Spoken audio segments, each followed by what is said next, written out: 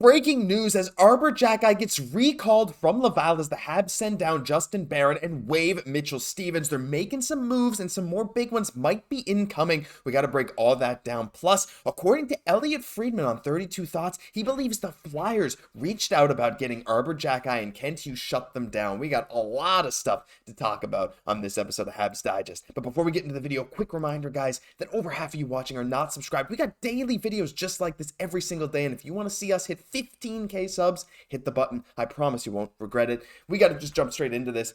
Habs making moves. I had this chapter thing done up because Arber XHEKAJ news just broke right before we started recording. But there could be some even bigger moves coming. But the first thing, obviously, is XHEKAJ, with the Habs announcing they loaned Justin Barron to the Laval Rocket, one of the few defensemen that is still waiver exempt. They placed Mitchell Stevens on waivers. Eric Engels expects that means Tanner Pearson is soon to be activated, and Arber XHEKAJ might be coming up to Montreal. And while he was right as we started recording, Arber XHEKAJ got recalled from the Rocket. What a day, Jesse. The Sheriff is back. I'm so pumped. I don't even have words to describe this. Justin Barron, I like you too, but I'm excited. Absolutely. The Sheriff is back on the case. I think a little bit of what we kind of need. I think some people are already forecasting a Arber XHEKAJ and Brady Tkachuk fight, coming up, very soon, playing the Sens, coming up here. So yeah, no, I think bringing something that this team needs, right? And hopefully, Justin Barron can really benefit from his time in the AHL as well. Like XHEKAJ was able to improve on his kind of defensive game, very much Barron could do the same. And I don't know if it's so much like of his defensive game as just being more physical. I think that's just the biggest thing, just kind of implicating himself. But I mean, this has worked wonders, for the Laval Rocket, for Arber XHEKAJ. So you have to feel like he can do the same for Justin Barron as well. But I mean, as Habs fans, we're so excited, right? Because he just brings so much to this team. I feel like right away with just Justin Barron being sent down and with Arber XHEKAJ now being brought up, like our rush defense is just going to improve dramatically just from that. He has that, I guess, can you call it anti-gravity? People don't want to go near him. In fact, they stay as far away as possible, right? Like, these guys are scared to go to the net when XHEKAJ is there, and that presence is so noticed when he is on the ice for Montreal. And like you said with Barron, like, there's clearly an MO about sending guys down to the Laval to truly develop them, using the AHL like it's meant to be used. And a guy like Barron, even though he has 6 goals for Montreal, has been one of their best offensive defensemen. His defensive miscues has cost them on more than one occasion. So having him down there to do what they did with XHEKAJ, I'm sure Barron's not happy about it, just like XHEKAJ wasn't. But we see XHEKAJ worked on his game, he improved, and now he's back. And I'm sure Barron can do the same thing. Just amazing stuff. Let us know down in the comments how pumped you are for Arber XHEKAJ. I know a lot of you guys. Shout out Hockey Junkie too. I mean, I think he was one of the first people to retweet the thing with a gif of XHEKAJ. I'm so excited. Awesome to see him back against Ottawa. But the other part of this, Jesse, is something that's a little bit interesting to me, and that's the Mitchell Stevens wave. Like, not so much the fact that Mitchell Stevens got waived, because, I mean, he's, the fourth line center, and he's been doing a solid job, but that leaves the Habs with just 3 centers on the roster with Suzuki, Monahan, and Evans. And, some people say, oh, Pearson might be ready to come back. Well, that's true, but he's not a center. Like, could he? Yeah, maybe. Could Ullinen? Maybe. Could RHP? Like, some of these guys maybe could play center in a pinch, but I think one of 2 possibilities are happening, Jesse. I don't think the Habs are done with moves, because I don't know if Pearson will be ready to go tomorrow versus Ottawa, but if he's not, you're either going to see some weird play center, or they're going to make another call-up, whether it's Filip Maillet, Xavier Simoneau, not really sure, Elias Anderson, I think he's healthy, or could maybe another trade be coming? What do you think about this weird center situation?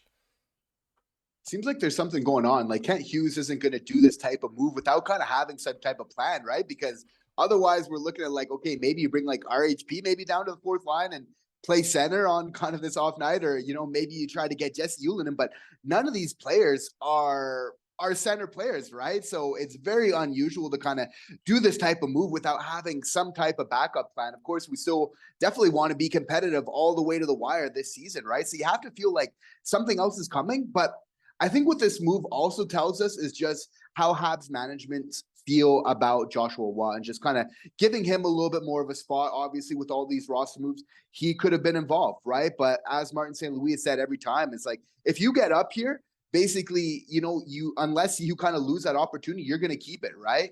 So he's doing everything he needs to do to make that happen. But I mean, we're freeing up some spots right now, which is very interesting of what's going to be our next move. Like, who's going to be playing 4th line center, or maybe another center position for us in the near future? It's so weird because, like, Mitchell Stevens, of course, he's not waiver exempt at this stage, so like they could have just sent down Waugh without any roster implications, right? They could have just freed up Yeah. a spot. And so, like you said, I think it speaks a lot to what they see in Joshua Waugh, that they're willing to waive a center in Mitchell Stevens, who's done a solid job on that fourth line. So we're, like you said, really, really interesting. There's a lot more to come, I'm sure. But as of right now, we are pumped to see Xhekaj back. One last thing, I kind of made a little meme. The maybe an underrated aspect of this. What if, it's Royal Rumble season for anyone who pays attention to wrestling, prime for surprise returns. Could he come back a month early? I don't think he could. I don't think that's a possibility. But I mean, he's a center, Jesse. Like, well, what are the odds we see Newhook just stroll out of the dressing room, eyes the buys, playing over the loudspeakers for a shocking return? Oh, that would be amazing. But this is why we keep Sean Monahan. We see why centers are so important for this team. He's that Swiss Army knife, which in a pinch, is just so useful to us once again, So, yeah, definitely, looking forward to seeing him sooner than later. Of course, he was playing so well before he got injured. But, yeah, no, that's it. We'll have to have Sean just win the faceoffs for us in the meantime. For now, that's for sure. Well, we got to move on to something else, and this is something from 32 Thoughts, and according to Elliotte Friedman on 32 Thoughts, of course, he spoke about Arber Xhekaj the weekend on Hockey Night in Canada, but then he said on his podcast he believes it was the Flyers as one of the teams that were talking about Arber Xhekaj. Now, I saw some reports saying it was a definite thing, like Friedman said, yeah, it was the Flyers. Listening to the clip, I don't think so, but I'm going to pop this up. Shameless plug for our Twitter account, which just kind of got going today. So if you're on Twitter, you're on X, go give @Habs Digest a follow. We'll be tweeting all kinds of breaking news and stuff just like this. But according to Friedman, the Flyers asked about Xhekaj and Kent Hughes said no. So basically what he said is he wouldn't be surprised if it was the Flyers because there's been stuff leaking out about them. He's been hearing stuff within the organization. He said, I really believe that it was the Flyers, at least one of the teams that was asking about Xhekaj. And they kind of go on to say, like, if Arber's not a Hab, well, he certainly fits as a Flyer, just that kind of style, of course, under Torts. So it'd be very, very interesting, Jesse. But I saw some people saying, like, would we even accept much from the Flyers? I saw some people saying maybe you'd have to start with Owen Tippett. Do you think there was ever any ground to be held? Like, I feel like at this point, especially with Hughes saying no to everyone, you'd have to give some kind of like Godfather offer for Arber Xhekaj. Maybe Hughes knew they were calling him up, maybe something else. But I found it very interesting that the Flyers were maybe taking a peek at him. Definitely fits their style of game very well. The Boston Bruins, no doubt, have been inquiring as well. But you can't have them. This is exactly, why we need to keep this type of player, right? That's just so good for that playoff style, type of hockey, right? And as we're having so much skill, as we're looking to even further develop that on the team, it makes it so much more important as you're looking to increase your skill to also have a player like Xhekaj there as well who can really balance things out with his toughness. Not to say that he doesn't have his own skill as well, right? But it's a very unique, to quote Liam Neeson, a set of skills that Arber Xhekaj has there, So, and a lot of teams really recognize that. But I think he's going to be huge. I'm so excited to see him play, But I think for a good reason, right? When you get these young players that are so important to this, the culture, the foundation of your team, you need to protect them. You need to look after them at all costs. Yeah, exactly. And it's so awesome to hear that he was just saying no matter who's calling. Like, the Flyers are a team that are looking to get better. They're having a pretty solid season, all things considered. Now, Couturier's back healthy. They got a lot of stuff going on. But